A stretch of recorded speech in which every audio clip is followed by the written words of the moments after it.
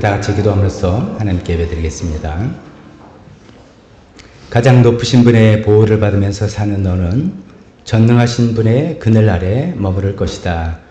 나는 주님은 나의 피난처, 나의 요새, 내가 의지할 하나님이라고 말하겠다.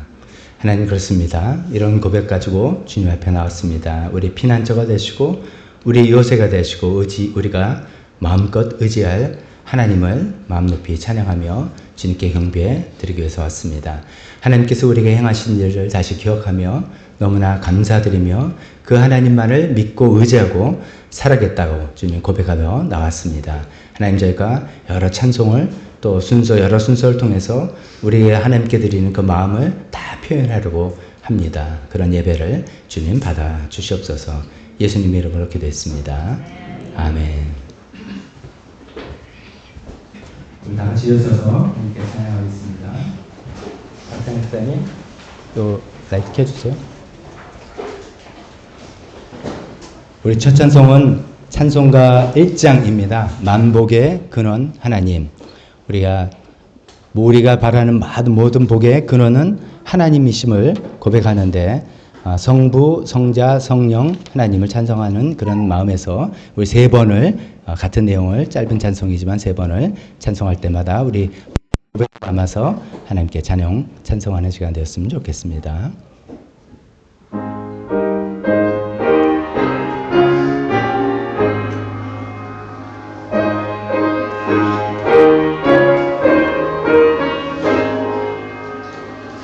만복의 근원 하나님 온 백성 찬송 드리고 저 천사여 찬송하세 찬송 성부 성자 성령 만복의 근원 하나님 온 백성 찬송 드리고 저 천사여 찬송하세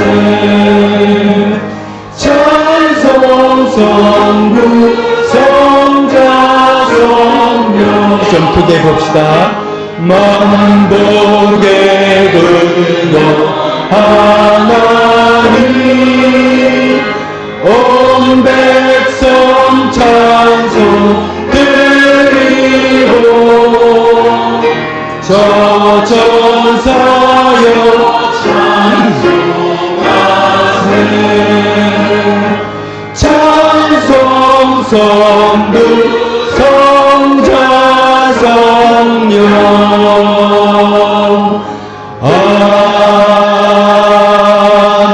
아멘. 이어서 우리 주기도문으로 우리 신앙 고백하겠습니다. 교동문으로 주기도문을 고백하겠습니다. 하늘에 계신 우리 아버지, 그 이름을 거룩하게 하여 주시며 그 나라를 오게 하여 주시며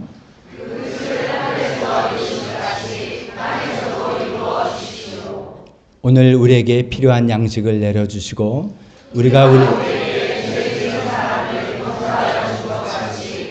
죄를 용서하여 주시고 우리를 시험에 들지 않게 하시고 악에서 구하여 주십시오. 나라와 권세와 영광은 영원히 아버지의 것입니다. 너희가 남의 잘못을 용서해 주면 너희 하늘 아버지께서도 너희를 용서해 주실 것이다. 그러나 너희가 남을 용서해 주지 않으면 너희 아버지께서도 너희의 잘못을 용서해 주지 않으실 것이다. 아멘.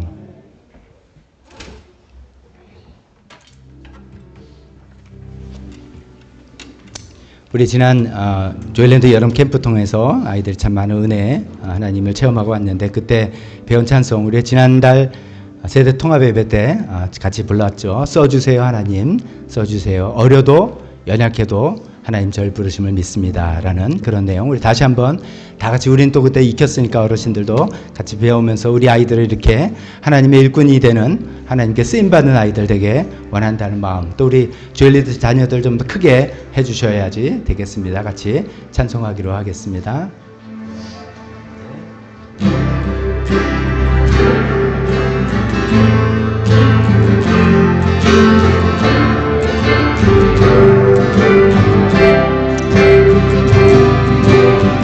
써주세요 하나님,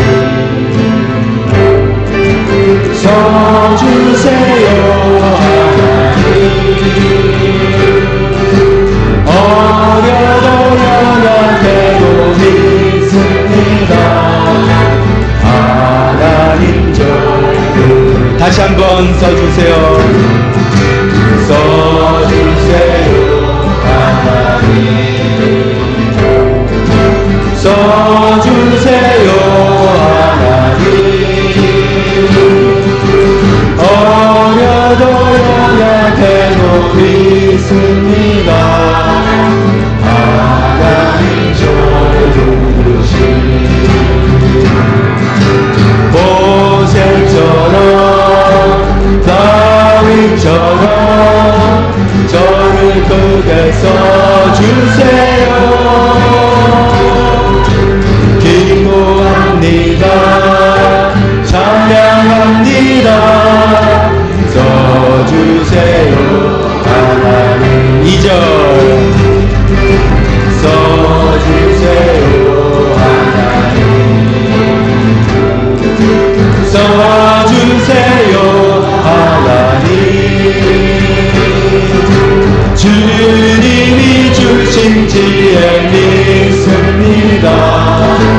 써주세요 하나님. 베드로처럼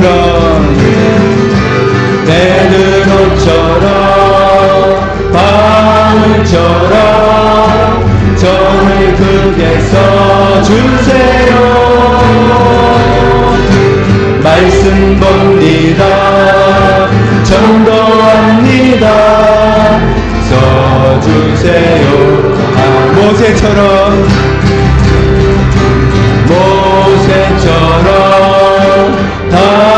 다윗처럼 저를 크게 써주세요. 말로합니다. 찬양합니다. 써주세요 하나님. 써주세요. 써주세요 하나님. 아멘. 아멘. 오늘 예배는 오세준 이제 키보드 하고 있습니다. 자, 다음 찬송은 우리 지난번에 제이드리머에서 같이 많이 부른다 하면서 또 추천했던 곡 기대라는 찬송이죠. 주 안엔 우리 하나인데 다 모습은 다 달라요. 그러나 하나가 될 수 있는 것은 우리가 다 예수님 한 분만 바라기 때문이고, 또 그런 마음으로 우리 특히 우리 자녀들, 조일랜드 자녀들, 제이드리머 자녀들, 주님께서 그 우리 자녀들을 통해서 계획하신 일들, 또 하나님께서 우리 교회를 통해서 계획하신 일들, 우리 각자의 삶에서 계획하신 일들, 그것이 다 이루어질 것을 더 바라보며 서로 축복하는 찬송, 마음으로 찬송했으면 좋겠습니다.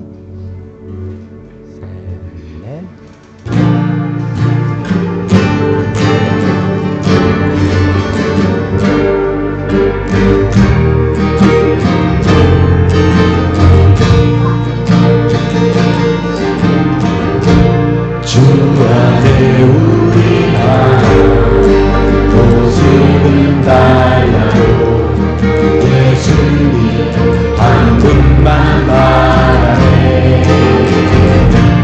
사랑과 선행으로 서로를 견뎌내 따스함으로 모두 먹가니 주님 우리 안에 함께 하시니 형제자매의 기쁨과 슬픔 느끼네. 내 안에 있는 주님 모습 보네. 그분 기뻐하시네.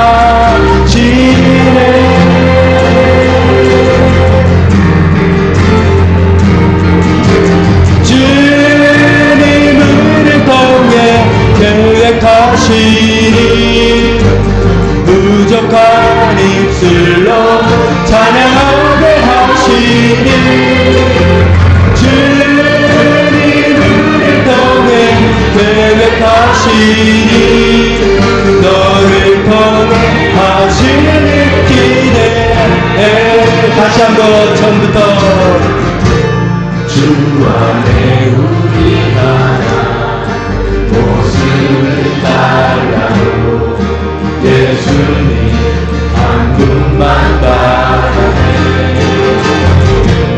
사랑과 선행으로 서로를 경배해 따스한 흘러보는 어가리 주님 우리 안에 함께 하시니 형제자매의 기쁨과 슬픈 느끼네. 내 안에 있는 주님 모습 보네. 그분 기뻐하시네.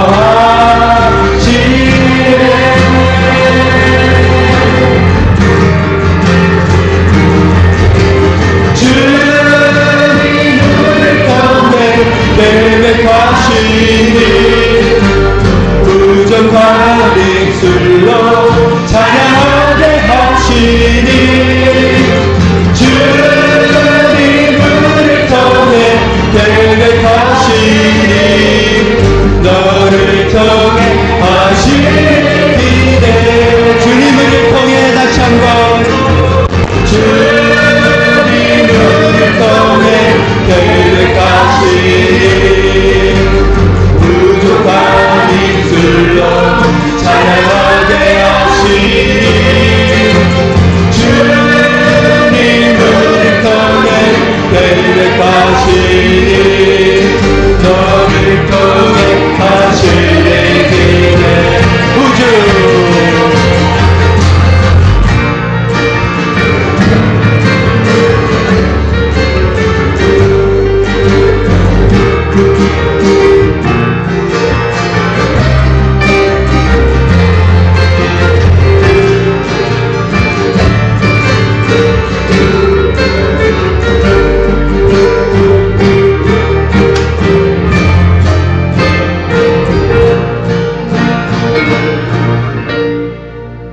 아멘, 아멘. 그렇습니다. 네. 우리 마지막 찬송 한 곡 더 하겠습니다. 오늘 찬송은 우리 예배 시간에는 처음 불러보는 곡인데 아시는 분들도 계시겠지만 우리 처음 할 때는 우리 보컬팀 먼저 한번 쭉 부르고 그걸 들으시고 두 번째 할 때 같이 합류해 주시면 좋겠습니다. 가사 내용이 좀 어쩌면 역설적입니다. 나의 약함이 나의 자랑이다. 우리 그렇지 않죠? 보통은 하나님 믿고 하나님 기도 응답해 주셔서 우리가 잘 되고 성공할 때 자랑이다 그러지만 사실은 그렇지 않죠. 우리 약할 때 주님께서 강하게 나타나신 것이라서 나의 약함이 자랑이고 나의 실패가 나의 간증이고 나의 아픔은 오히려 나의 영광이고 하나님의 영광이고 내 그 부르심에 따라서 걸어가겠습니다 라고 그렇게 고백하는 곡입니다. 우리 한번 배워보시면서 또 익히면서 같이 해보면서 이런 고백을 주님께 드려보도록 하겠습니다. 처음에 한번 같이 한번 들어주시고 두 번째 같이 따라해 주시면 좋겠습니다. 셋, 넷.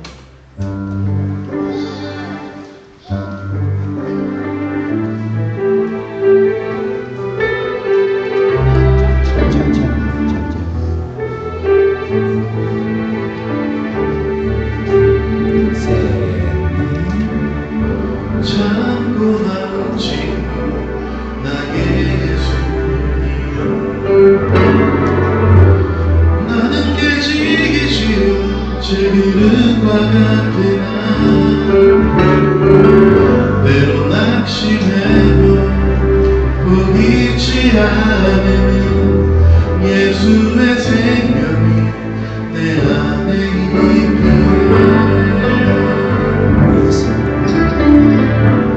내 삶의 동행자 나의 예수 나는 기대가 없는 어린 아기 같으냐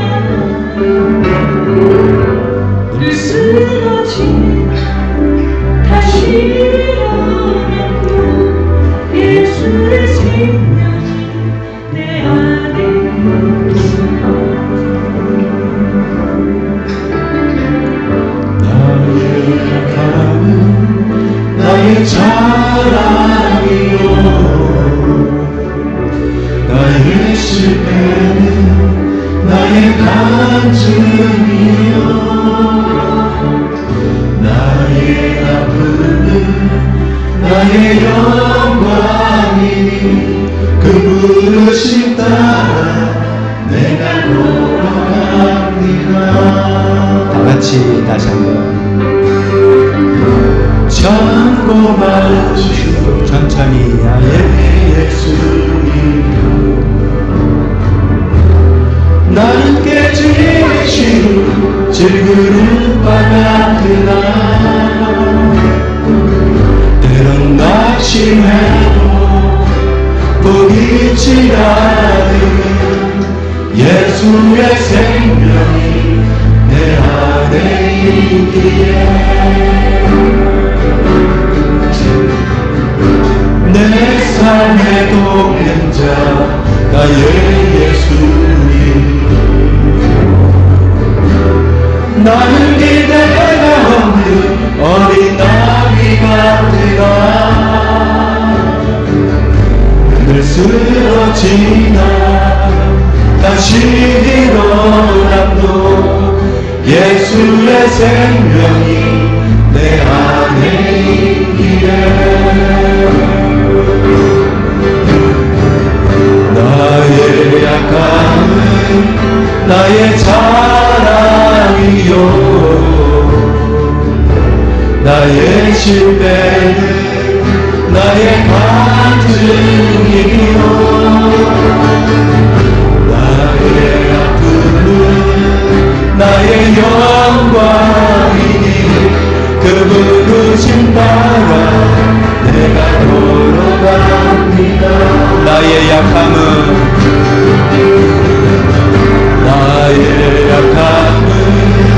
나의 자랑이요 나의 실패는 나의 간증이요 나의 아픔은 나의 영광이니 그 부르심 따라 내가 걸어갑니다. 간주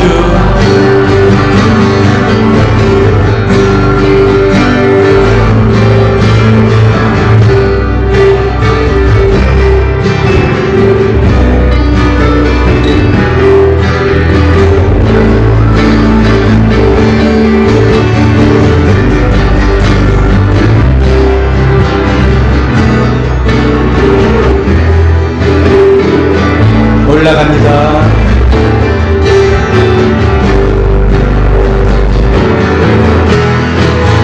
나 가난함은 나의 상급이요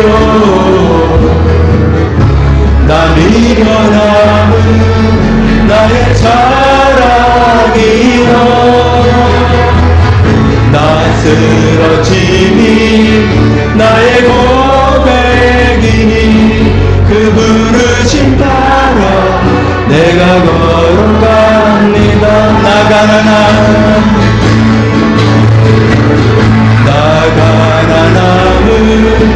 나의 상급이요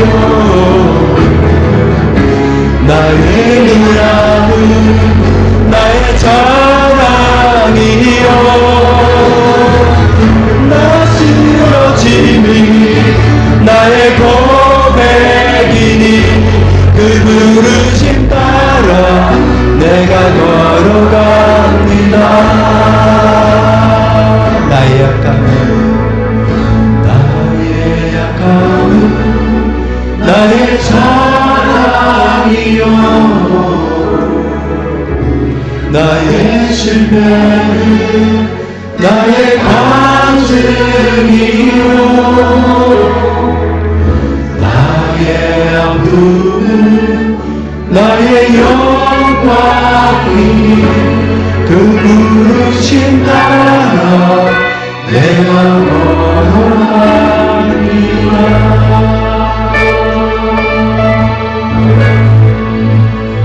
아멘. 다 자리 앉으시기 바랍니다.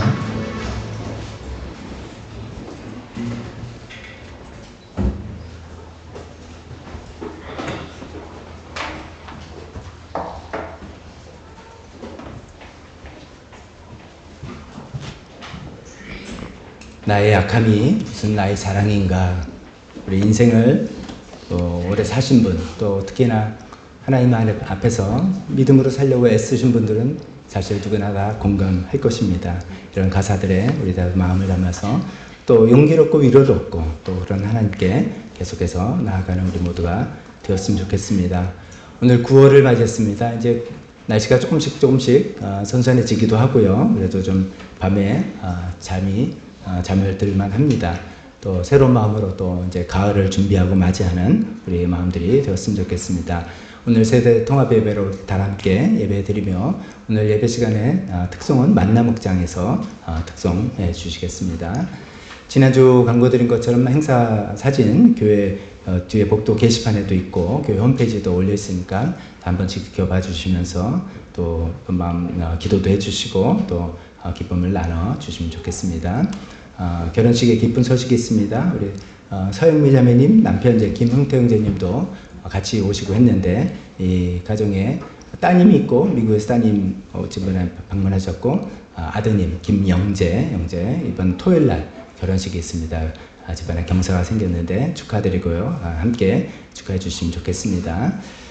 헌금위원으로 박가은 형제님, 윤정민 자매님 9월달에 수고해 주실 거고 이제 9월 이제 벌써 대학 입시에 점점 다가오는데 우리 준비하고 있는 5명의 자녀들 다 최선을 다해서 준비 잘할 수 있도록 기도해 주시기 바랍니다.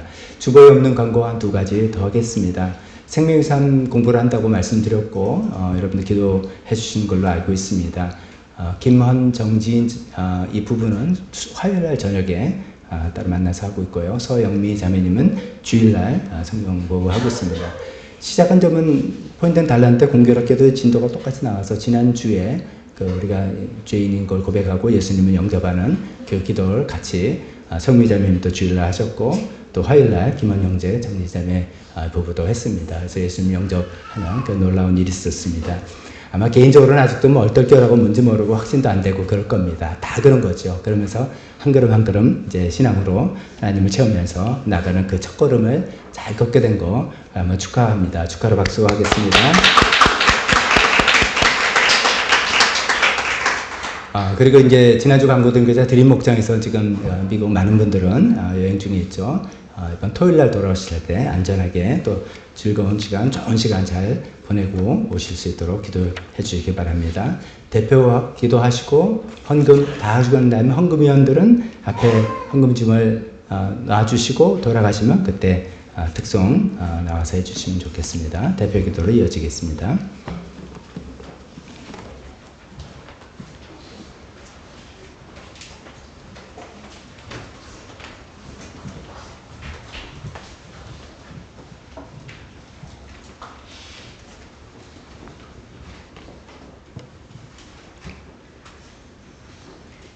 하나님 감사합니다.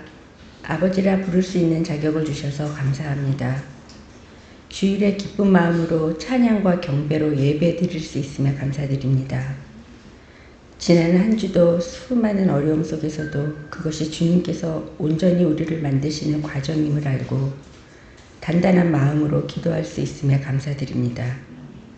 때론 교만한 마음이 들어 세상 탓, 남 탓을 하였음을 회개하고 또 저희 신앙이 주님과 상관없이 종교적 열심으로 한 것은 아닌지를 회개하며 그 열심이 하나님 나라에 대한 열정과 신념이길 바라며 내가 생각하는 예수님이 아니라 성경이 알려주는 예수님을 믿도록 마음을 점검하기 기도합니다. 주님은 땅과 세계가 생기기 전 영원부터 영원까지 주님은 하나님이심을 찬양합니다. 지난주 자신에 대한 예수님의 주장 말씀 설교를 통해 하나님이 아들이시고 메시아이시며 인자라 자칭하시고 하나님 나라를 완성하신다고 직접적인 주장을 하셨고 간접적인 주장으로는 죄의 용서와 심판으로 예수님이 하나님 되심을 주장하셨습니다. 또한 표적과 기사로 기적을 행하여서 행동으로 예수님의 정체성을 알려주셨음을 배웠습니다. 그렇게 하심으로 예수님의 존재의 이유를 알리셔서 그로 인해 주님을 믿고 그 뜻에 따라 살아가기를 원하시는 하나님의 마음을 알 수 있게 되었습니다.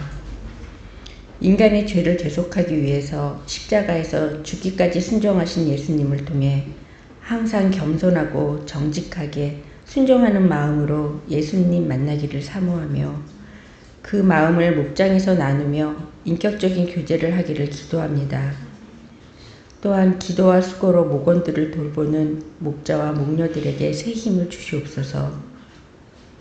2024년 사랑하는 교회의 표 나는 사역자다를 모든 교인들이 교회를 사랑하는 마음으로 기도로 함께하고 어려운 시기에 재정적으로도 극복할 수 있는 힘도 합하길 기도합니다. 생명의 삶 공부를 하고 있는 교인분들이 끝까지 잘 마쳐서 생명의 양식이 풍족해지기를 기도합니다. 교회 안에 어르신들이 육체와 건강을 돌봐주셔서 통증과 불편함에서 벗어나게 도와주시옵소서. 2달 반 정도 남은 수능 시험을 준비하는 강민석, 박시은, 오세준, 이단우, 조윤익에게 건강과 지혜 주셔서 최선을 다하도록 기도합니다. 조이랜드 조이코너 자녀들이 주님이 기뻐하는 자녀 되길 기도하며 이끄시는 김진경 목사님과 전도사님과 교사들에게 주님의 넘치는 축복 내려주시옵소서. 네팔에서 시티미션 교회가 하나님을 전하는 구심점이 되어 척박한 환경이지만 하나님 나라가 확장되어 개종금지법이 없어지고 라짐 목사님의 건강과 가정을 돌봐주셔서 화평한 가운데 사역에 힘쓰시길 기도합니다. 세계 유일의 분단 국가인 한반도를 북한의 미사일 핵 위협에서 벗어나 평화의 땅이 되어 북한에서도 하나님을 자유로이 찬양과 경배드릴 수 있게 되길 기도하며 북한의 지하교회와 북한 사역을 하시는 선교사님들의 안전을 위해 기도드립니다. 매일 교회의 많은 사역과 카페 일까지 감당하시는 박덕주 목사님과 그 가정을 축복합니다. 매주 온유하신 말씀으로 많은 것을 알려주시려고 준비하시는 큰 수고에 감사드리며 주님께서 목사님의 영육을 강건케 지켜주시옵소서. 오늘 예배를 주님께 올리오니 생명의 말씀으로 참 올리브 나무처럼 열매를 맺을 수 있는 저희 되길 기도드립니다. 이 모든 말씀 부활이시고 생명이신 예수님 이름으로 기도드립니다. 아멘.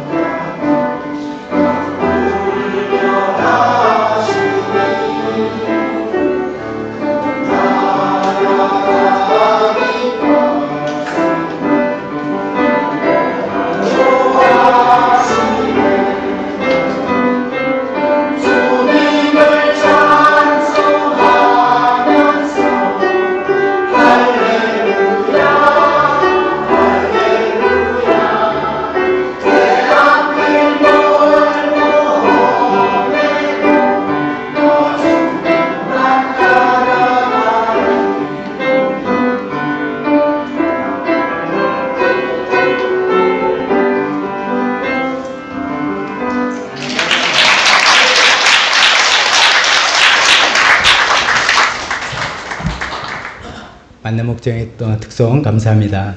역시 이제 연륜이 있는 분들이 이런 찬송하는 것이 참 고백적으로 느껴지고 우리에게 와닿는 것 같습니다. 우리 보온 기도와 함께 잠깐 기도하겠습니다. 하나님 아버지, 오늘도 저희가 물질을 주님께 드립니다. 이 물질에 주님께서 이 물질을 주님께서 받아주시고 우리가 감사와 사랑으로 드리는 우리의 마음까지 함께 받아주시옵소서. 이것을 통해서 하나님 나라에 필요한 것들, 또 우리 교회에 필요한 것들 채워주셨기를 간절히 원합니다. 오늘 특성한 만나 목장을 주님의 이름으로 축복합니다.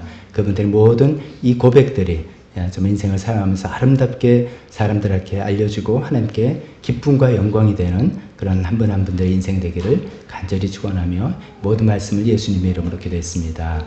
아멘. 설교 시간입니다. 다 같이 일어서서 설교 말씀을 읽을 때 우리 자녀들은 또 각자 교실로 가서 교육하겠습니다.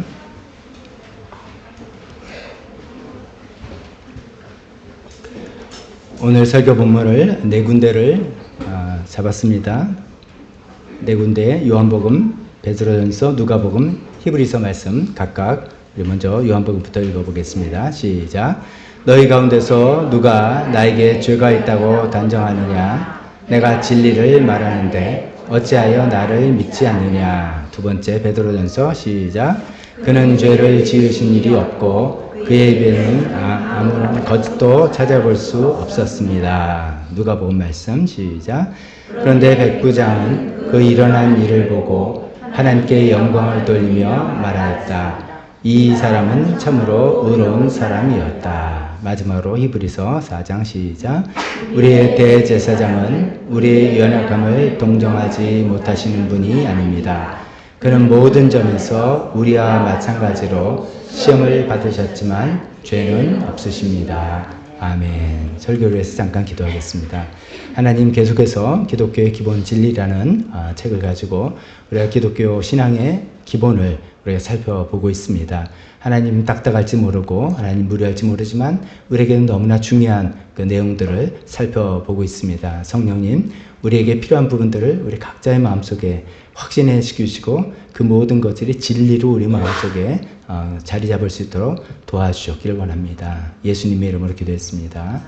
아멘. 자리에 앉으시기 바랍니다.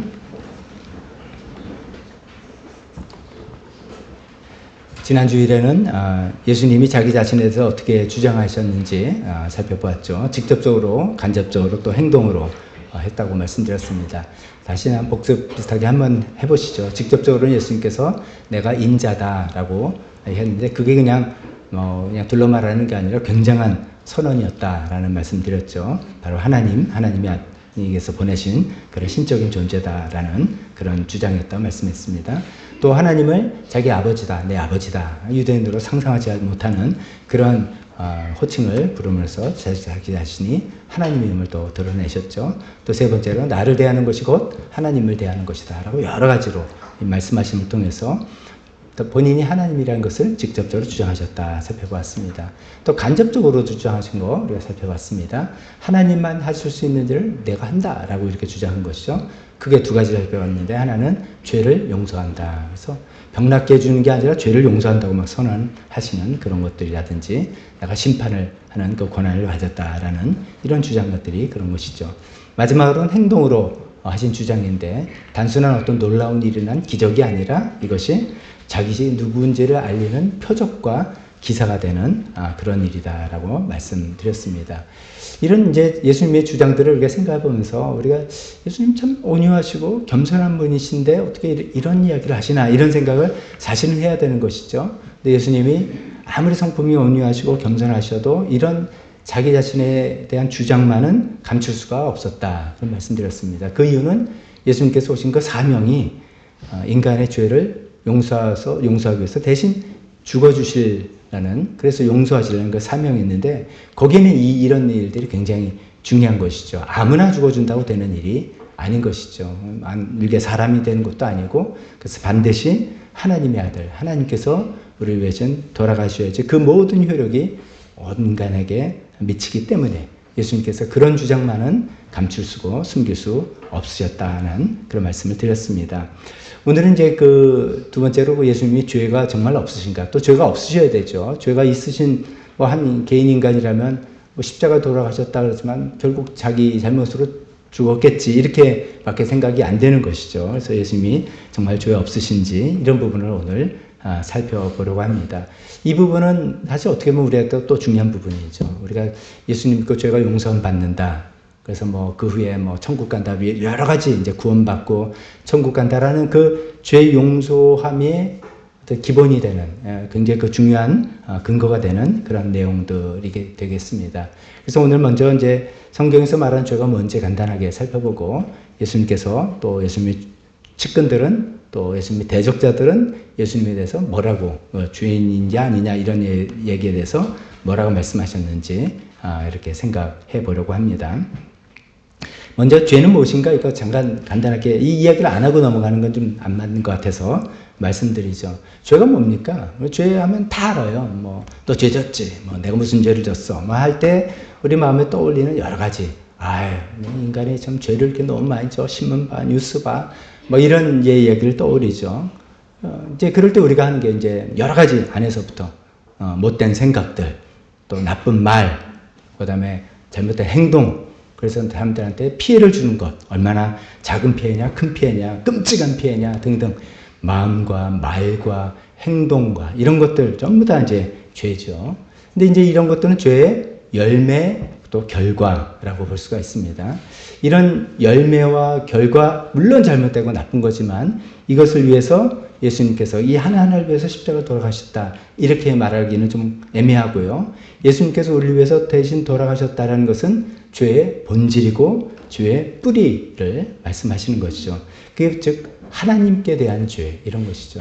이게 이제 신앙이 없는 분들은 교회에서 이제 이런 걸 제대로 이제 정확히 배우지 못하신 분들은 여기서 굉장한 항상 오해가 있습니다. 우리가 신앙생활 하는 분들이라도 여기서 오해가 있습니다.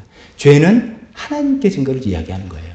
하나님께 지는 것을 이야기해서 거기서 출발해서 사람들과 관계도 나가는 거지만은 제일 중요한 건 하나님께 지은 죄, 하나님에 대한 죄 이것이 성경에서 말한 죄고 예수님께서 우리를 위해서 돌아가신 그 죄죠. 생명의 삶 이제 공부를 하니까 그때 복습한 거 또 우리도 다 공부하셨으니까 거기서 죄의 세 가지 정의 다시 한번 생각해 볼게요. 죄는 불법이다 혹은 죄는 무법이다 이런 얘기를 성경에 나옵니다. 그 뜻은 하나님이 아니라 자기가 법이다 이런 것이죠. 옳고 그른 것 내가 생각해서 이게 옳은 거야, 내가 이게 맞는 거야 라고 생각해서 그렇게 행동하고 판단하고 살아가는 것 이게 바로 죄다 이렇게 말씀드렸습니다. 두 번째 죄는 장래의 주인이 자기라고 여기는 것이죠.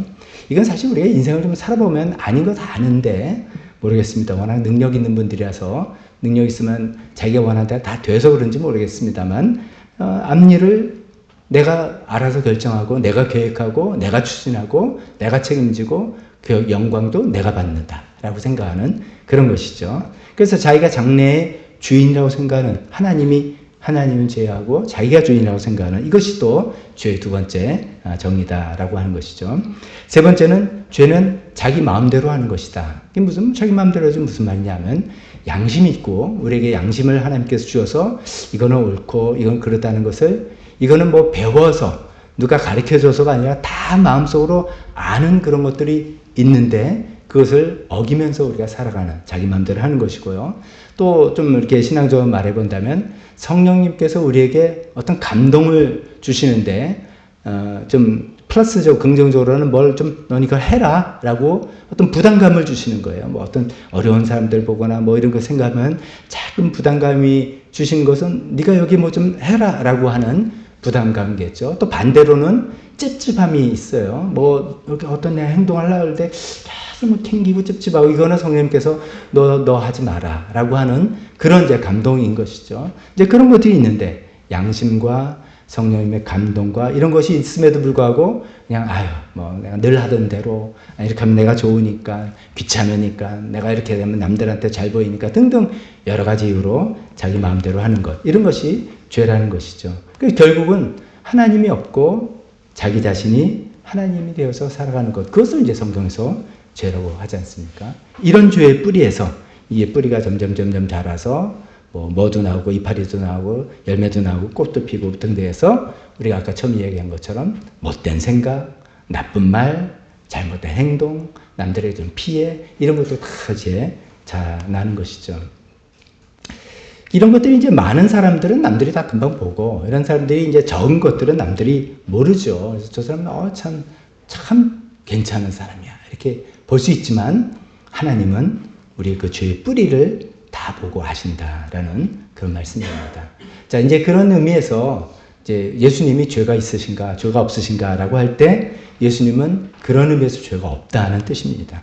예수님은 늘 하나님을 중심으로 모시고 하나님을 늘 하나님 뜻을 헤아려서 하나님의 뜻대로 하나님이 원하신 대로만 살아가신 그런 분이시다는 거죠. 그래서 그 중심이 그렇기 때문에 예수님이 한 번도 남들을 억울하게 대하신 적도 없고, 남들의 마음을 찢어놓은 적도 없고, 남에게 피해를 주신 적도 없고, 어떤 그 열매 결과의 죄도 없으신, 뿌리도 없으시고 따라서 열매와 결과에 죄가 없으신 그런 분이시다라는 그런 내용을 말씀드리고 싶습니다. 두 번째로 이제 그러면 진짜로 예수님이 죄가 없으시다라는 내용들을 이제 어떻게 예수님 자신은 뭐라고 주장하셨고, 또 예수님 자기 자신은 없다고 할지라도 그 옆에서 속속들이 알고 있는 측근들, 제자들이죠. 제자들은 뭐라고 얘기했는지, 아니면 더 우리가 흥미로운 건 예수님의 대적자들, 적대하는 사람들은 뭐라고 얘기했는지 한번 살펴보려고 합니다. 먼저 예수님 자기 자신의 주장입니다. 내가 죄가 있다 없다에 대해서 예수님 뭐라고 말씀하셨는가, 그런 것인데, 이게 첫 번째 본문이 그런 것이죠. 에어컨을 괜찮으세요? 좀 다 끄셨네? 안 더우시고 괜찮으신 거예요? 조금은 켜도 좋을 것 같은데요. 좀 너무 더우면 또 좋을 수도 있죠. 그렇지 않아요. 설교가 딱딱한 설교인데, 이럴 때 이제 에어컨 핑계도 좀 대보고. 첫 번째 본문, 요한복음 8장입니다. 너희 가운데 누가 나에게 죄가 있다고 단정하겠냐? 이게 당당하게 예수님이 얘기하십니다. 이 얘기는 이제 언제 나왔냐면은, 요한복음 8장에 보면 진리가 너희를 자유롭게 할 것이다, 이런 놀라운 선언을 하셨는데, 그 진리를 전해주신 예수님을 받아들이지 않는 유대인들에 대해서 사실 너희는 마귀 거기에 속아서 그런 것이다, 막 이런 논쟁을 막 하시는 와중에 하신 말씀입니다. 너희 중에 누가 나에게 죄 있다고 단정하겠냐? 즉, 내가 죄 있는 거 너희가 잡아봐라, 찾을 수 있으면 찾아봐라, 나는 죄가 없다라고 이런 얘기를 하시는 겁니다. 자, 우리가 이런 이제 성경을 읽을 때, 좀 성경이니까 그렇게 말씀하셨네, 이렇게 넘어갈 게 아니라 한번 곰곰이 생각해보는 겁니다. 세상에 어떻게 정말 낯뜨겁게 이런 얘기를 할 수 있는가? 여러분 생각해보세요. 우리 교인끼리 서로 잘 아는데, 서로 나는 죄를 한 번도 지은 게 없는 것 같아, 막 이러면은, 만약에 그런 분 있으면 어떻게 됩니까? 어떻게 이분을 대하셔야 됩니까? 좀 되게 뻔뻔스럽네? 아니면 저분 되게 둔한 거 아니야? 아니면 지난주에 우리가 마지막 결론으로 미치광이 아니야? 아니면 거짓말쟁이 아니야? 뭐 등등. 세상에 우리가 살아가면서 나는 죄를 진 적이 없어, 이렇게 말하는 사람을 여러분 본 적이 있으세요? 살아가면서? 다 이제 이렇게 표현해요. 제가 좀 그래도 부족함이 있습니다. 이게 잘못했다는 거예요. 뭐 부족함이라는 게 뭐 능력이 안 된다는 게 아니라 다 찔리는 게 있거든요. 그래서 다 자기가 죄인이란 뜻이에요. 이거는 예수님을 믿든 안 믿든 다 그렇게 이야기를 하는 거예요. 동서고금을 봐도 다 이런 얘기 합니다. 그런데 어떻게 예수님은 어떻게 좀 뻔뻔스럽게 누가 나에게 죄가 있다고 단정하겠냐? 내가 지은 죄를 찾아봐라! 라고 이야기를 하시는 분이냐 이거죠. 참 이상해요. 근데 성경을 진짜 보면은 예수님이 이래요. 예수님이 유혹을 당하고 시험받았다는 이야기 있지만 죄가 있다는 이야기는 없습니다. 또 제자들에게, 또 우리들에게 너네가 죄를 시인하고 용서를 구해라, 이런 얘기를 하지만 예수님 자신이 하나님께 용서를 구하는, 예수님의 회개 기도한 거 성경에 찾아본 적 있습니까? 없습니다. 예수님은 자기 자신이 죄를 졌다라고 인정하거나 하나님께 용서를 구하거나 사람에게 미안하게 하거나 그런 일이 없습니다.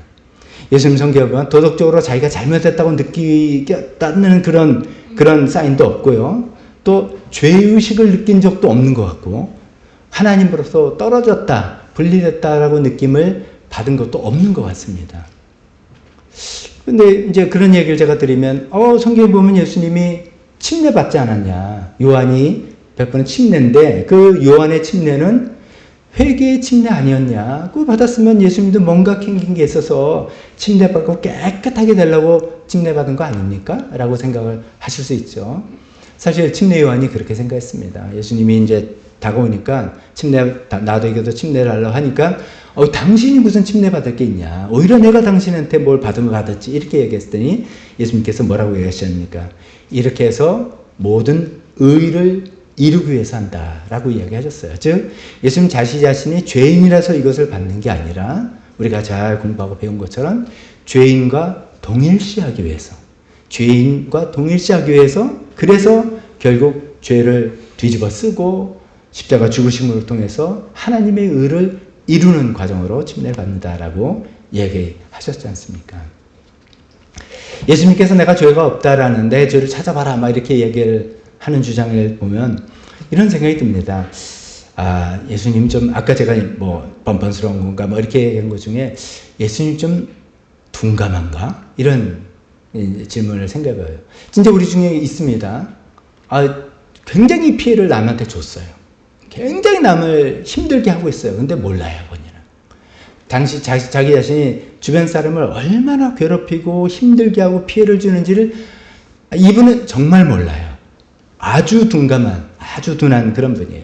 그럼 예수님이 둔한 분인가? 이렇게 생각을 이제 해보는 거예요. 해보는데 아니죠. 예수님은 어떻게 보면 굉장히 예민하신 분입니다. 우리 주변에 왜 여러 가지로 감각이나 센스나 뭐 이렇게 예민한 분이 있잖아요. 그래서 뭐 이제 예술하신 분들 뭐 조그만 차이로 남들은 대중은 모르지만 이상하게 좋네라고 느끼는 그 차이를 알아내고 그걸 이제 해내신 분들이죠. 또 반면에 그렇기 때문에 뭐 조금 이상하면 이렇게 걸리는 거예요. 거슬리고 싫고 그냥 남들은 다 모르겠는데 무슨 냄새 나지 않아? 무슨 냄새? 근데 뭐 어디 있어요. 저쪽에 뭐 좀 오래된 뭐가 있었어요, 사실. 뭐 이런 거 굉장히 예민하신 그런 분들이 있는데 예민하기로 따지면 예수님이 넘버원입니다. 예수님처럼 예민한 분이 없습니다. 하나님이시니까 그렇겠죠. 특히 예수님은 죄에 대해서는 굉장히 예민하십니다. 죄에 대해서 저와 여러분들이 느끼는 거 100배, 1000배, 10,000배 예민하십니다. 왜 그러냐면 예수님은 거룩하신 하나님과 늘 동행하시고 예수님 자신이 하나님이시기 때문에 죄에 대해서 금방 아십니다. 그러니까 예수님이 둔감하셔서 나는 죄가 없다는 게 절대로 아니라 오히려 반대입니다. 하나님 예수님이 뭐라고 요한복음 2장에도 뭐라고 하셨습니까? 사람 마음 속을 다 아신다 했죠. 우리 좀 그런 거 있잖아요. 어떤 때 이제 대화하다가도 표정 살짝 바뀌는 거 보면 에이 저 사람 말은 저렇게 하지만 저거 아니구나 이렇게 느끼는 게 있잖아요. 그래서 저 사람 이제 뭐 굉장히 뭐 그럴듯한 얼굴 가지고 왔지만 속으로 지금 사기치려고 저러는구나 이런 게 이제 느낄 때가 있는데 가끔 느끼죠. 예수님은 사람 마음속에 있는 걸 다 아세요. 그만큼 예민하시고 특히나 죄에 대해서는 특별히 예민하신 그런 분이십니다. 근데 우리가 생각해 보세요. 보통 이제 하나님과 우리가 가까이 가면 가까이 갈수록 죄의식이 강해지죠. 묘합니다. 하나님과 가까이 가면 가까이 갈수록 하나님 뜻대로 행하면 행할수록 우리가 어떻게 보면 점점점 죄의식은 없어지고 이제 친근해지고 편할 거다고 생각하지만 아니라는 거예요. 우리가 모든 기독교의 어떤 성인들 정말 신앙으로 살려는 사람들이 이구동성의 고백이 이렇습니다. 대표적으로 사도 바울만 생각해 보세요. 사도 바울 얼마나 믿음으로 살았던 사람입니까? 그런데 사도 바울의 고백이 뭡니까? 나는 죄인 중에 뭐라고요? 괴수다. 나는 죄인 중에 우두머리다. 우리가 이해가 잘 안 됩니다. 우리 같은 일반적인 사람으로는 하나님과 좀 멀리 있는 사람으로는 이해가 안 되는데 하나님과 가까이 가면 가까이 갈수록 점점점 거룩하신 하나님을 더 느끼고 따라서 자기의 죄인됨을 더 알게 되는 법이에요. 그런데 하나님과 늘 동행하시고 늘 하나님과 함께 하신 예수님은 그 이야기에 의하면 정말 죄의식에 빠져서 살아가야 될 것 같은데 하나도 그런 게 없어요. 그 이유는 뭡니까? 실제로 예수님께는 죄가 없기 때문입니다. 실제로 예수님 안에는 죄가 없기 때문에 그 늘 거룩하신 하나님과 동행하고 늘 함께 있으면서도 본인이 그런 죄의식 잘못했다는 것, 회개 그런 게 없는 그런 죄가 없으신 그 예수님입니다. 그렇게 예수님께서는 자기 자신에 대해서 죄가 없다라고 주장하셨습니다.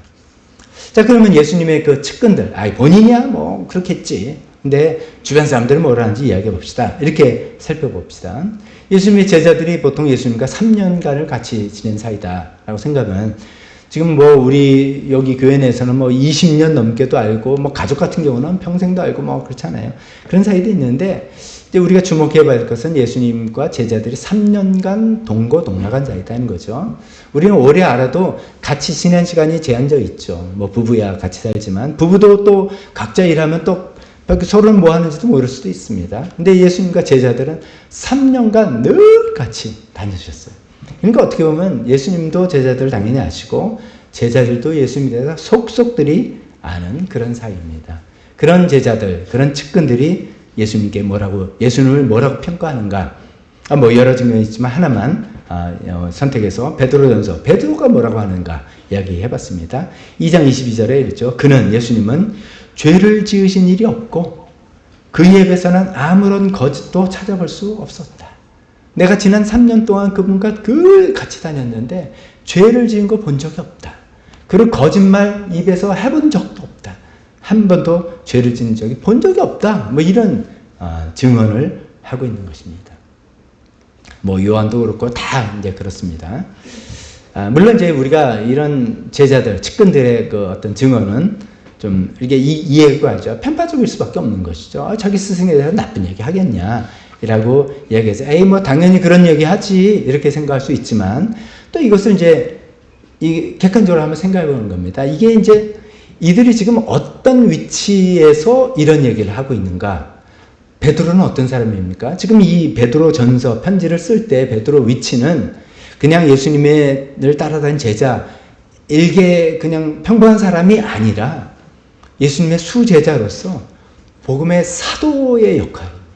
즉 자기의 복음에 대한 증언 한마디로 인해서 이 하나님의 나라가 어떻게 되고 저떻게 되는 그런 중차대한 역할을 지금 담당하는 그런 위치에 있는 사람입니다. 그런 사람이 그냥 가볍게 그냥 거짓말로 그냥 부풀려서 이야기한다고 믿어도 돼요. 그렇지만 그렇게 믿을 수가 없는 그런 위치에서 하는 이야기다. 그러면 정말 신빙성이 있다라고 볼 수가 있습니다. 또 하나 우리가 생각해 볼 건 이것도 있습니다. 이 베드로가 유대인이라는 것을 또 기억하셔야 됩니다. 유대인들은 어떤 생각을 갖고 있냐? 여러분들에게 이제 질문을 한번 던져보면, 여러분은 성악설 믿습니까? 성선설을 믿습니까? 이렇게 하면 성경에서 뭐라 하지? 뭐 이렇게 생각도 해보지만 결국 이야기하다 보면 사람은 악하게 태어났어. 애기서부터 봐봐. 뭐 이렇게 아니야. 사람은 선하게 태어났는데 그게 환경이 다 우리가 각자 나름대로 의견과 견해가 있을 수 있어요. 그러나 유대인들한테 물어보면, 진짜 경건한 유대인들한테 물어보면 뻔해요. 성악설이에요. 왜냐하면 성경에서 계속 그런 얘기가 나와요. 시편 14편 3절에 이런 말씀이에요. 너희 모두는 다른 길로 빗나가서 하나같이 썩었으니 착한 일을 하는 사람이 하나도 없구나. 이런 식의 말씀들을 계속해서 교육받으면서 자랐던 유대인들이에요. 그래서 유대인들 입장에서는 사람이 죄 없는 사람이 있다? 상상할 수가 없습니다. 경건한 유대인으로 살았던 베드로와 제자들, 예수님의 측근들 입장에서 죄 없는 사람이다라는 것을 상상할 수 없는 그런 종교적인 문화의 배경에서 성장했기 때문에 그가 예수님이 죄가 없다라고 하는 것은 정말이기 때문에, 그가 그것을 확신하기 때문에 그렇게 주장하는 것이다 라고 이야기할 수 있겠습니다. 그게 이제 예수 제자들과 측근들의 증언이 예수님 죄 없다, 내가 다 봤다 라고 이야기하는 것입니다. 세 번째, 그 제자들보다는 예수님의 대적자들이 뭐라고 했는지, 이게 좀 더 신빙성이 있을까 생각도 듭니다. 예수님께서 이제 활동을 시작하니까 예수님을 경계했던 사람들이 있습니다. 유대 그 종교 당시의 종교 지도자들이에요. 그래서 예수님 활동을 경계하고 열심히 관찰을 했습니다.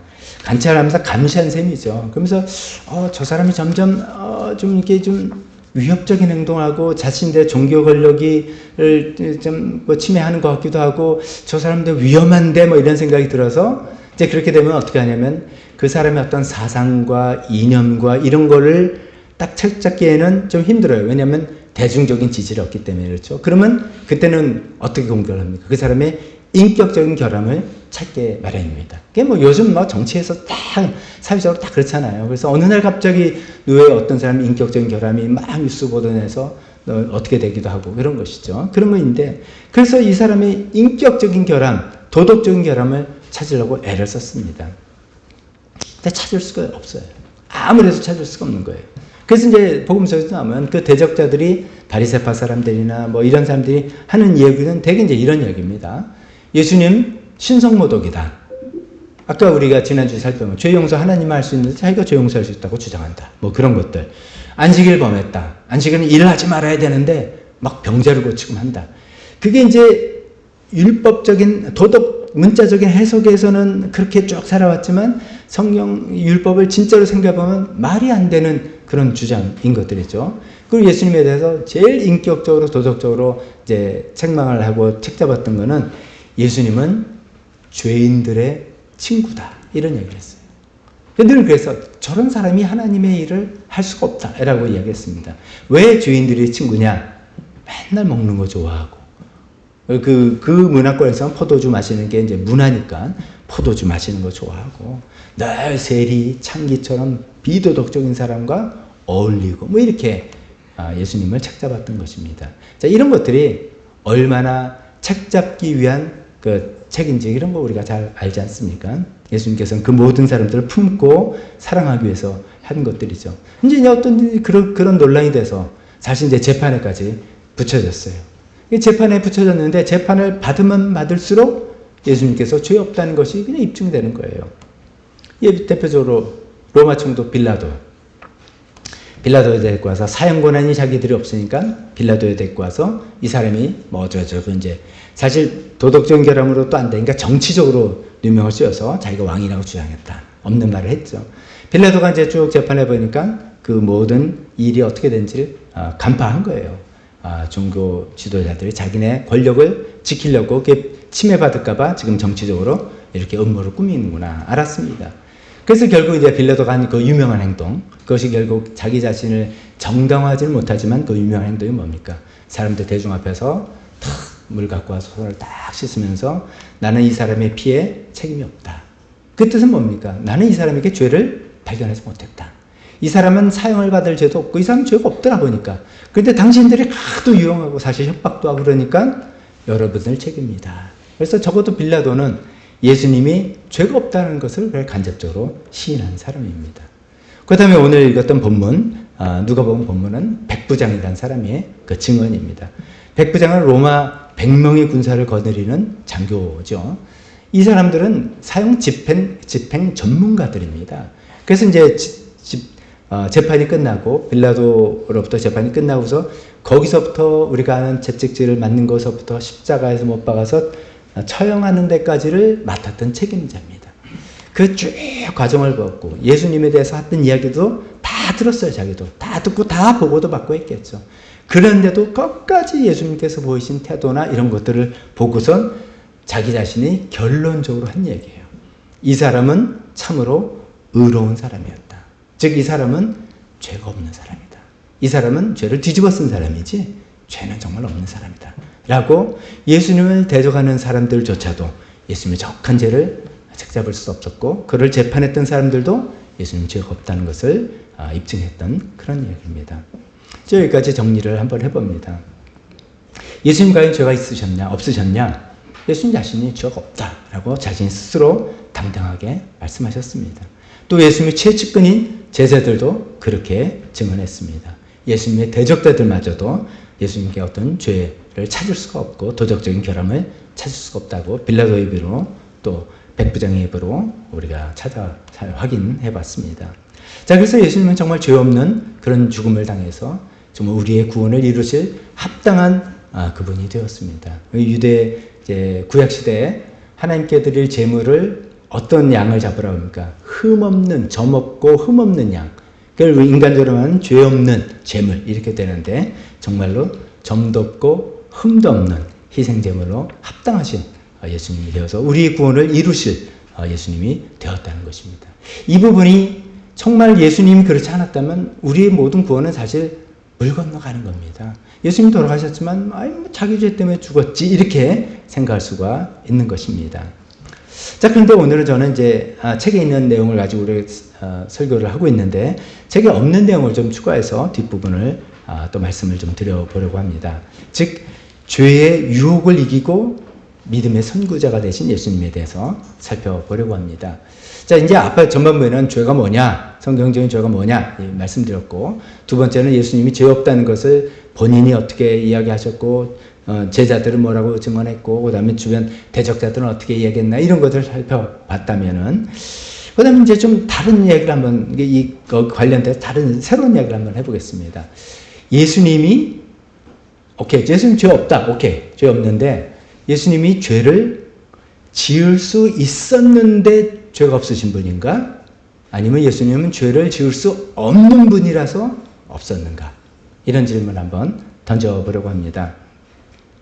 자, 예수님 죄가 없는 건 분명하고, 그래야지만 구원이 이루어진 건 분명하고 너무나 감사하고 됐는데, 문제는 예수님이 완전한 인간으로 오셨기 때문에, 우리가 같은 똑같은 완전한 인간으로 오셨기 때문에, 우리처럼 유혹을 당하고 죄를 지을 수 있는 가능성이 있었음에도 불구하고 죄가 없으신 분인가? 아니면 예수님은 또 하나님의 아들로 오셨기 때문에 하나님의 아들이시라서 애초에 하나님께 어떻게 죄가 있냐 이런 거죠. 애초에 죄를 짓는 게 불가능하신 분이고 그래서 죄가 없으신 분인가? 이런 질문을 해보자는 겁니다. 흥미 좀 있으십니까? 흥미 전혀 없으세요? 전혀 없어요. 아니, 이게 흥미를 가질 수밖에 없는 중요한 이유로 연결됩니다. 이게 조금 어려운 이야기하면, 죄의 가능성, 예수님이 죄를 지을 수 있는 가능성이 있냐? 신학적인 용어로는 peccability라고 합니다. 더 쉬운 표현은 able to sin. 죄를 지을 가능성이 있는, able한, 그랬는데 안 지었느냐? 아니면 impeccability. 그래서 unable to sin. 죄를 지을 수가 없는 분이에요. 예수님은 유혹도 안 당하시고 죄를 지을 어떤 마음도 없고, 우리는 이제 죄를 짓는 게 뭐냐면 유혹이 오는 거잖아요. 견물생심이라고 또 뭘 받네. 막 욕심 생기고 그래서 안 되는데 막 이렇게 생기고, 근데 또 그런 마음이 또 나한테도 있어요. 외부로 유혹도 오고 내 쪽으로도 그런 마음이 있어서 눈 딱 감고 이렇게 해서 죄를 짓는데, 예수님은 아무리 뭘 와도 유혹이 안 돼. 그러니까 왜냐면 하나님이시고 유혹이 안 되고 죄 지을 생각 자체가 없어. 그래서 죄가 없는 거냐? 이런 질문이죠. 여러분 생각에는 여러분 어떤 게 더 맞는 것 같아요? 죄를 지을 수 있었음에도 죄를 안 지었다? 아니면 죄를 지을 수 없었기 때문에 안 지었다? 전자냐 후자냐 이렇게 생각을 한번, 이런 것도 좋은 생각들입니다. 전통적인 신학의 견해는 후자를 지져야 합니다. 예수님은 죄를 지으실 수 없었다. 왜냐하면 예수님은 하나님이시기 때문에 그렇다라고 그를 지지하기도 합니다. 성육신으로 완전한 하나님과 완전한 인간으로 오셨기 때문에 그런 예수님에 대한 아주 좀 복잡하고 어떻게 보면 정교한 이해 때문에 그렇습니다. 솔직히 저는 잘 이해가 어려워요. 저도 막 읽어보고 했는데 잘 이해가 잘 안 돼요. 그런데 저는 이제 이런 생각을 오늘 해보려고 합니다. 결론은 똑같아요. 결론은 뭡니까? 예수님 죄가 없다. 그리고 따라서 예수님이 우리의 구원을 이루실 속죄제물에 되시기에 합당하다. 이게 결론이에요. 이게 예수님 죄가 있으면 그게 안 되는 건데, 예수님 죄 없어서 속죄제물에 합당하시고 그 예수님 죽음으로 우리의 구원이 이루어졌다. 이게 결론인데, 그 중간 과정으로서 예수님 죄를 지을 수 없었는지, 죄는 있었음에도 안 지었는지, 이 과정을 좀 생각해 본다면, 저는 여기서 이제 결론은 분명하니까, 맞으니까 그 과정을 조금 더 유연한 입장에서 생각해 보자라는 말씀입니다. 그게 이제 히브리서 4장 15절입니다. 히브리서 4장 15절은 사실 예수님이 우리처럼 죄를 지을 수 있는 가능성이 있고, 그럼에도 불구하고 죄를 짓지 않으신 분이다라는 설명을 하고 있는 중입니다. 다시 읽어보면 있죠. 우리의 대제사장 예수님은 우리의 연약함을 동정하지 못하시는 분이 아닙니다. 사실은 히브리서 저자가 이야기하고 싶은 부분은 이 부분이었습니다. 신앙으로 참 고난당하고 어려움당하고 힘들어하는 그 히브리서를 읽는 성도들에게 예수님이 당신들의 고충과 어려움을 예수님이 다 이해하시고 동정하시고 연민하신 분입니다. 그래서 위로를 주시고 힘을 주려고 지금 이야기를 하고 있었습니다. 그게 동정하신 분인데 그 근거를 뭐라고 들었냐 하면은 그는 모든 점에서 우리와 마찬가지로 시험을 받으셨다. 예수님이 야 너네들은 왜 이렇게 죄 가지고 고민하니? 뭐 아무리 쪼꼬리 쪼도 나는 유혹이 안 되던데 뭐 예를 들어서 아무리 뭐 좋은 거 줘도 그러던데 왜 그런 거 가지고 고민하고 또 잘못했다고 회개하고 왜 그러니? 라고 하시는 분이 아니라 우리와 모든 점에서 우리와 똑같이 시험을 받으시는 분이다. 시험 받으면 그게 진짜 시험이 되는 거예요.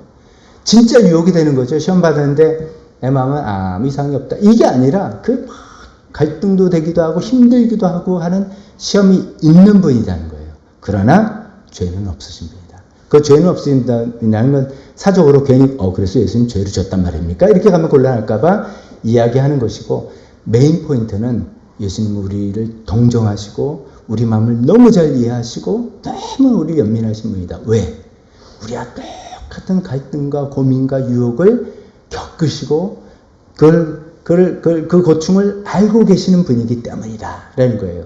그러나 죄는 없으신 분이다 라는 이야기를 하고 있는 것입니다. 이거 우리가 이제 우리와 같이라고 이제 표현을 했는데 성경에 우리와 같이라는 것들을 생각해보면 이런 죄와 우리의 상관관계라 그럴까요? 이런 것들이 있는 것 같습니다. 첫 번째 이런 스테이지가 있어요. 처음에는 죄를 짓지 않을 수 없는 상태. 말을 좀 꼬는 것 같죠? 영어로 하면 더 편합니다. unable not to sin. 그러니까 숨만 쉬면 죄를 짓는 거예요. 이런 거예요. 그 무슨 말이냐면은 우리가 예수님 믿기 전에 다 그랬어요. 사실 우리 예수님 믿기 전에 우리의 모든 행동이 내가 몰라서 그렇지 전부 다 죄였어요. 아까 제가 죄의 정의 뭐라고 했습니까? 하나님께 대한 죄. 하나님을 인정하지 않는 게 죄라고 했잖아요. 예수님 믿기 전에 우리가 하나님을 인정하지 않았으니까 내가 아무리 남을 도와주고 뭐 선행을 하고 해도 그게 다 하나님과 상관없는 일입니다. 그래서 하는 모든 행동이 죄였어요. 그래서 그거를 죄를 짓지 않을 수 없는 상태예요. unable not to sin. 그랬어요. 그러다가 우리가 예수님 믿게 되고 우리 삶에 변화가 생겼어요. 변화가 생겼는데 그러면 예수님 믿으면 내가 확 변해가지고 뭐 죄는 뭐 하나도 안 짓고 나는 항상 하나님 앞에 올바른 삶을 살 것 같다라고 생각했지만 아닌 거잖아요. 그럼 뭐냐면 두 번째로 죄를 지을 수 있는 상태에 들어갔기 때문이에요. 그거는 able to sin. 낙심할 게 아닌 게 그냥 우리가 그런 상태라는 걸 받아들이는 거죠. 예수님 믿은 후에도 여전히 넘어지고 실패하고 좌절하는 그게 죄를 지을 수 있는 상태에 들어가기 때문입니다. 근데 우리가 거기서 조금씩 이제 뭐 왔다리 갔다리 하면서 어떤 스테이지까지 또 세 번째 스테이지가 왔다리 갔다 하냐면 죄를 짓지 않을 수 있는 상태도 있어요. 가끔 able not to sin. 가끔은 우리가 늘 죄를 짓는 게 아니라 이러면 안 되지. 하나님이 원하시는 거 아니지. 그래가지고 우리가 마음에 결심을 하고 죄를 멀리하고 하나님 뜻대로 사는 그런 기특한 행동을 한단 말이죠. 그게 죄를 짓지 않을 수 있는 상태가 우리 안에 들어와 있기 때문에 그러죠. 그거는 즉 성령님의 도움이신 거죠. 그 다음에 그렇게 우리가 살고 그래서 죄를 지을 수 있는 상태에서 또 고민하다가 또 죄를 짓다가 또 죄를 짓지 않을 수 있는 상태에 들어서 또 승리하기도 하다가 왔다 갔다 하다가 마지막 파이널 스테이지는 뭡니까? 죄를 지을 수 없는 상태. 그건 언제예요? 죄를 지을 수 없는 상태. 언제입니까?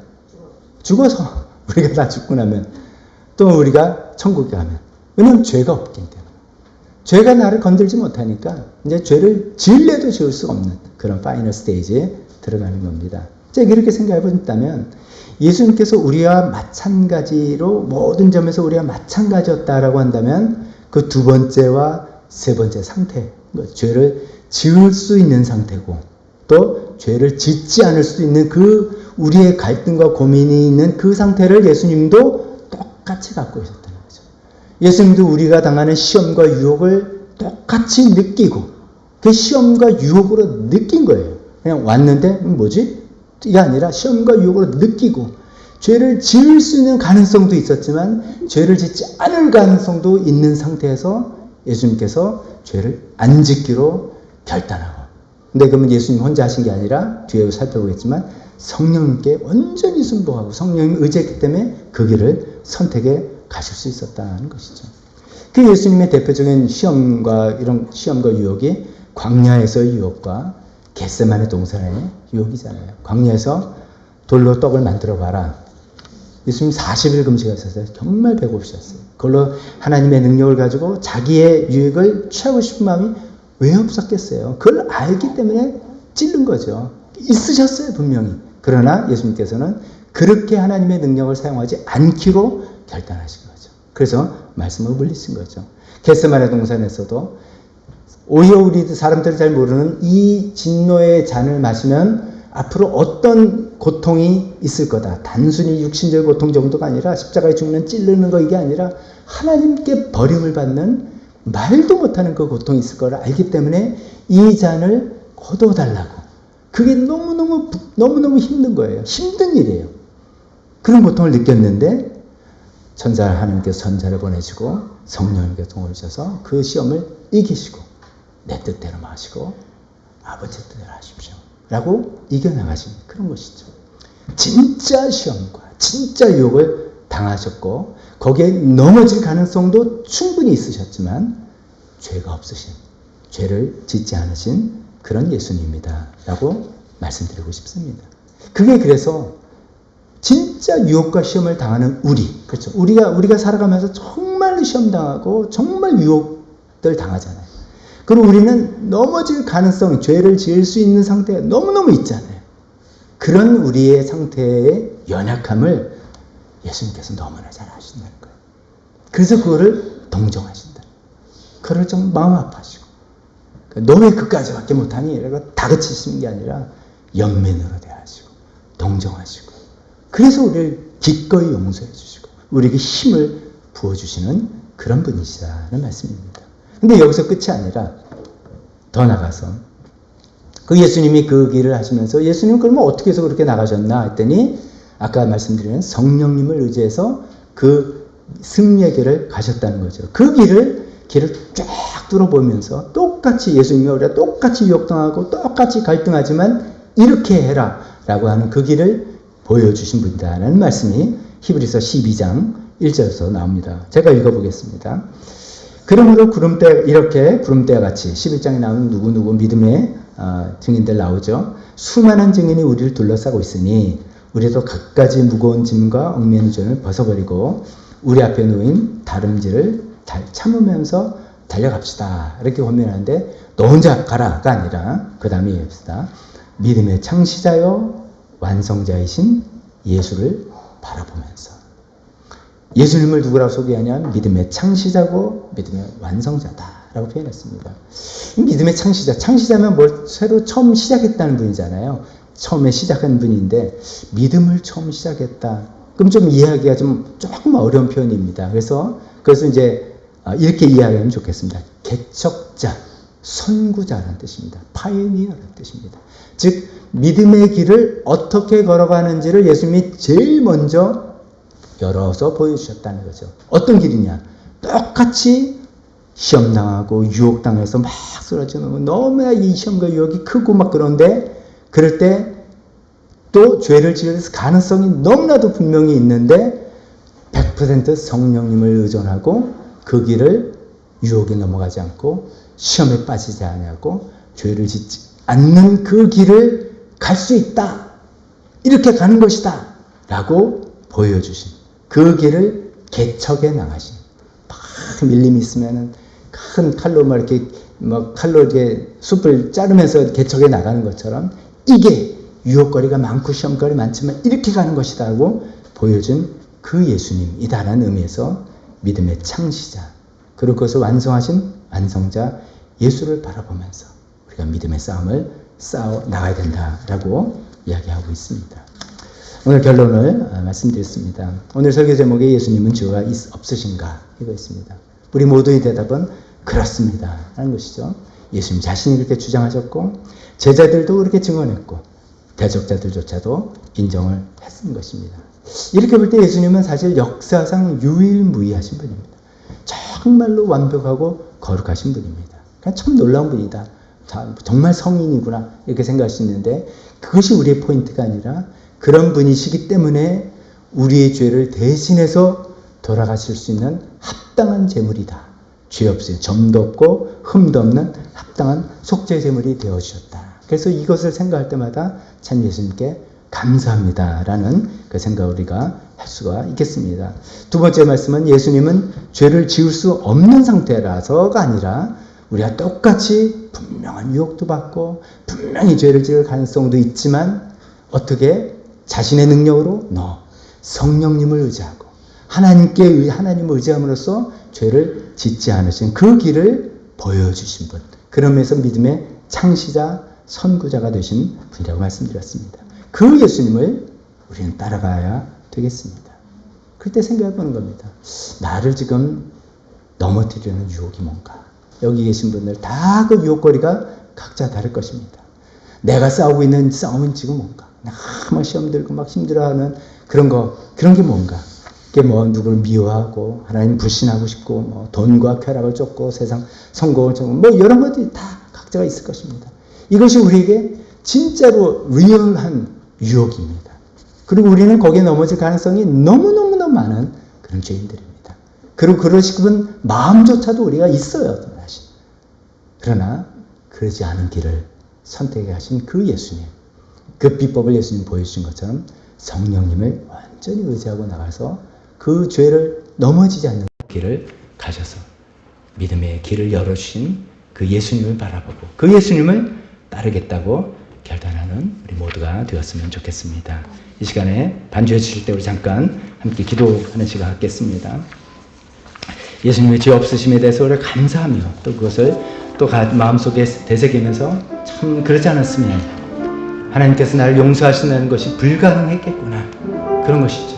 그것을 더 감사드리며 또 예수님의 죄를 지는 가능성이 있음에도 불구하고 넘어지지 않고 오히려 믿음의 길을 보여주신 것처럼 저도 그 길을 따라가겠습니다 라고 결단하는 이 시간도 되었으면 좋겠습니다. 각자 기도하는 시간 갖겠습니다.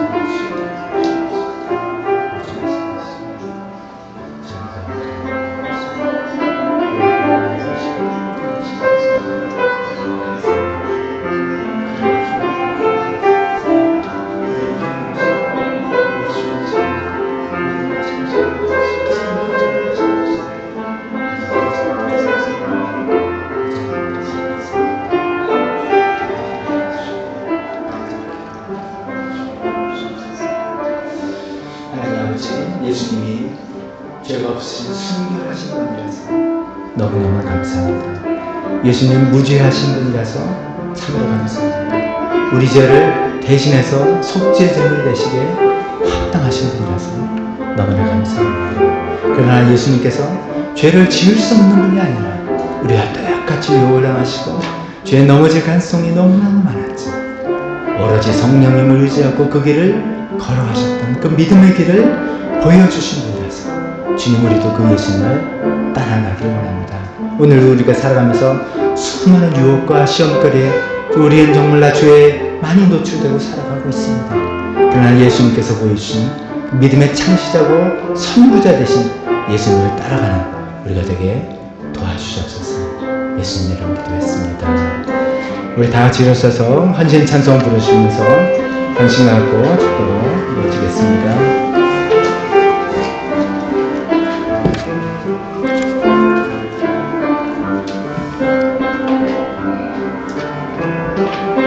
주님 한 분만으로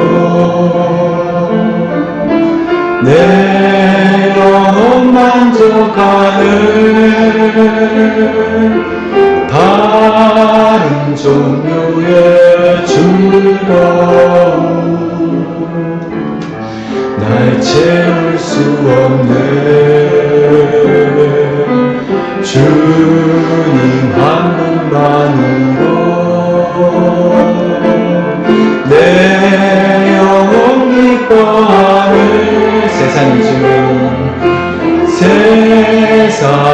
주는 어떤 유혹도 날 흔들 수 없네. 이것이 나의 길, 이것이 나의 노래, 이것이 내 소망의 이유, 주 나의 모든 것. 지금은 우리 주 예수 그리스도의 은혜와 하나님 아버지의 사랑하심과 성령님의 교통하심이 죄 없으신 예수님께 감사드리며 믿음의 선구자이신 예수님을 따라가겠다고 결단한 여기 있는 모든 분들 머리 위에 지금부터 영원토록 함께 있을지어다. 아멘.